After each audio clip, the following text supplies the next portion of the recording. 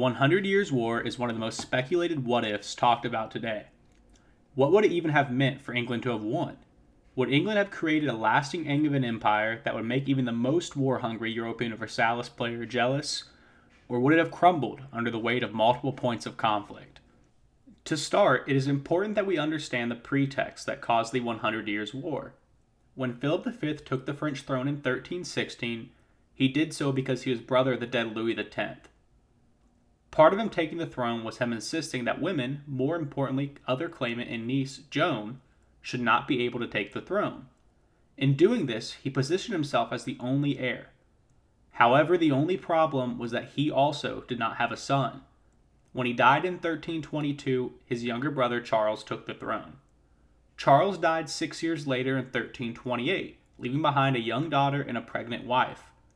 As part of his will, Charles stated that if his wife, Joan, gave birth to a boy, he shall be king. However, Joan gave birth to a girl.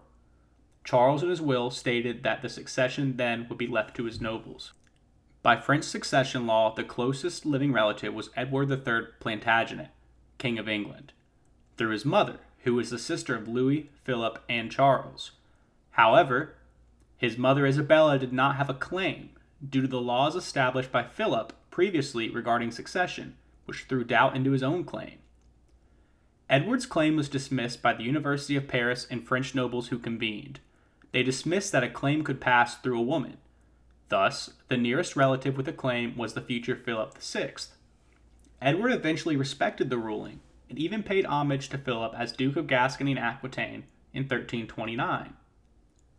During this time, the King of England was trying to subjugate the Kingdom of Scotland. Due to this, in 1326, Charles IV promised Scotland that should England attempt to invade them, France would be able to support them militarily or vice versa. This was what became known as the Auld Alliance. In 1336, a large Franco-Scottish fleet moved to the English Channel, prompting the English king to raise an army for Scotland and an army in Gascony in case the French armies invaded.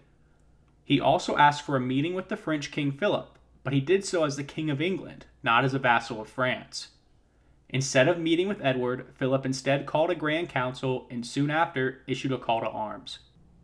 In this Grand Council, Philip confiscated the lands of Aquitaine, saying that Edward had breached his vassal contract. Edward responded to this by laying claim to the Kingdom of France through his mother, which, if you'll remember, he renounced previously. Formally, he started to call himself the King of France in 1340. This allowed for many actors to join the fray, including the Low Countries of Ghent, Ypres, and Bruges. This would lead directly to an armed conflict and split recognition of who was the true King of France.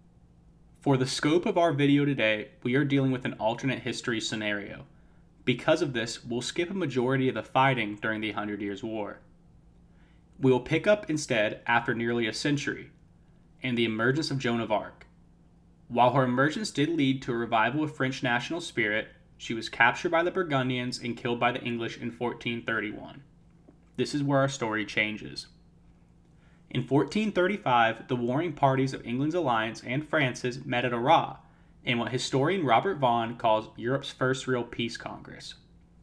In the Congress, England attempted to maintain their claim over the crown of France, and they did so by refusing a marriage between the 13-year-old King Henry VI and Catherine, daughter of the King of France.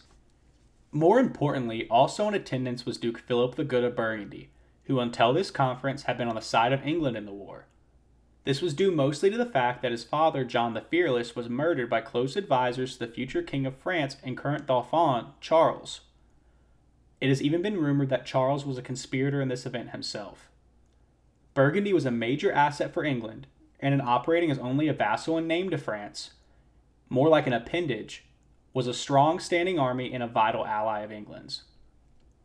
This negotiation was disastrous for England, who not only managed to not progress their cause diplomatically by refusing to renounce their claim to the French throne, but in breaking mid-delegation to deal with a chevauchée, or cavalry raid, in their own held territories, allowed the French to negotiate with the Duke of Burgundy, who controlled the Low Countries, which, if you'll remember, was the basis for England's power.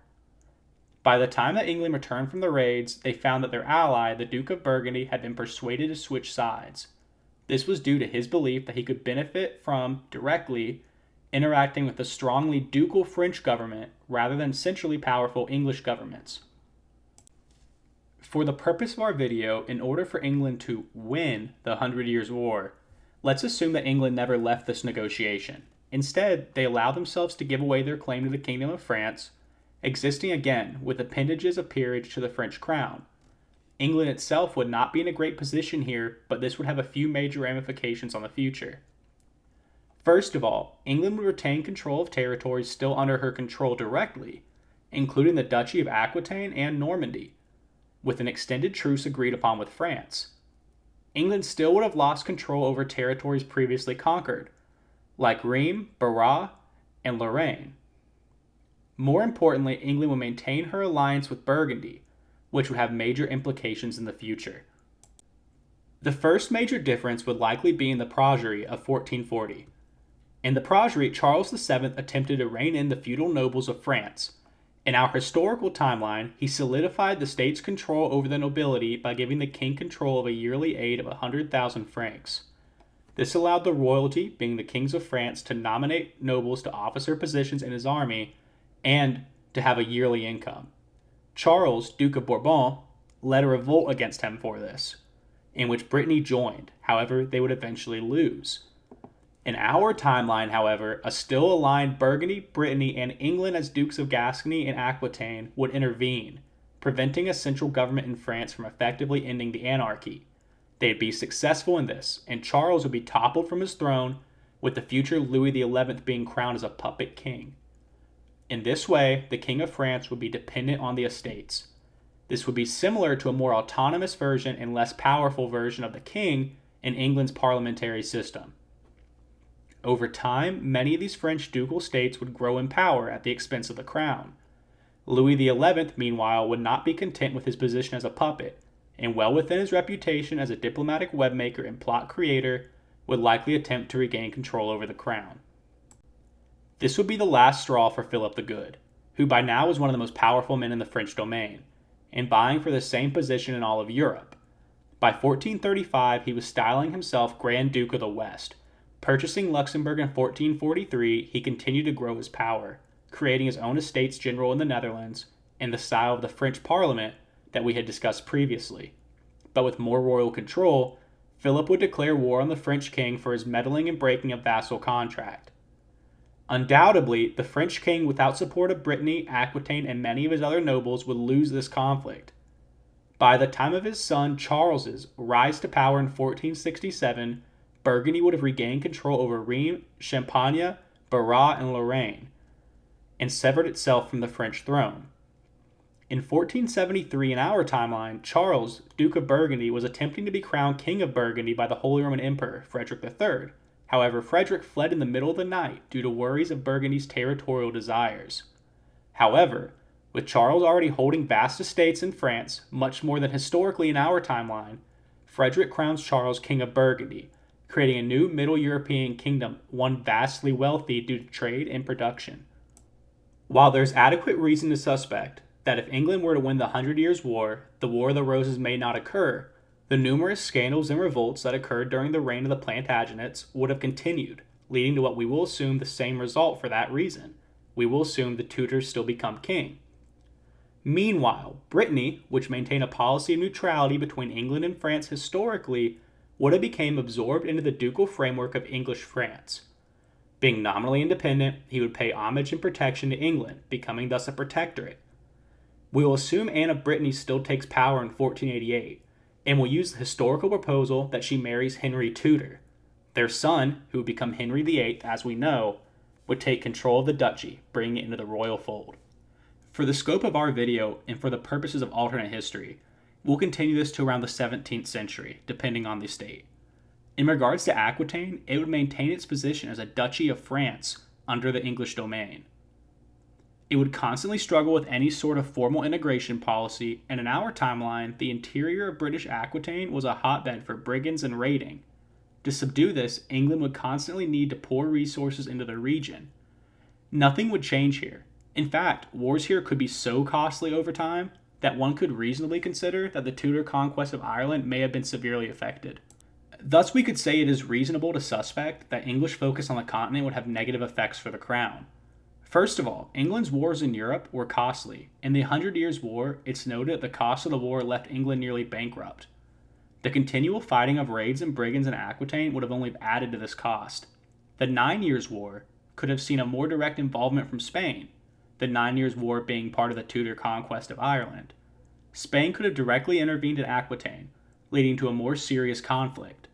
The Tudor dynasty, in an attempt to solidify the crown's control over the kingdom, may have been likely to see Aquitaine as a wasted expenditure due to little income, and may have seen Ireland as an easier territory to control. Thus, it is entirely possible to presume that over time Aquitaine falls from the crown's control, likely to a noble house of significance. In fact, with claim by marriage, for the purpose of the video, we'll assume that the French House of Bourbon did marry into the Albretian Navarrese, and with claim to the region, France reassumes this territory. While the Tudor dynasty also saw the rise of British colonialism, this would not be reasonably altered. It would be assumed that Aquitaine, as staple port of the French, would not see as much French colonization of Quebec, but rather a focus on southern North America, and perhaps France may focus on the Carolinas more than historically, seeing that as a more viable route to colonization. In our timeline, this Kingdom of Burgundy may also take on a Dutch role, being a significant threat to English naval hegemony. Imagine a Netherlands with the trade power it already had, but the production and manpower of most of northeastern France. Perhaps it may even be more involved, becoming a naval power to rival the British.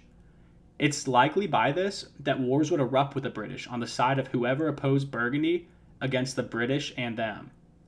Eventually, this may lead to a reduced presence of England on the continent, if not entirely. Finally, for France, weakened and in a state of noble power, it would take a strong leader like Louis XIV to bring the throne together. With Aquitaine in the royal domain for now nearly 100 years, Louis may have had the opportunity to consolidate the throne and finally restore French noble power. This French state, though, much diminished from the one we know today, would still be a formidable European power even if it was only regional.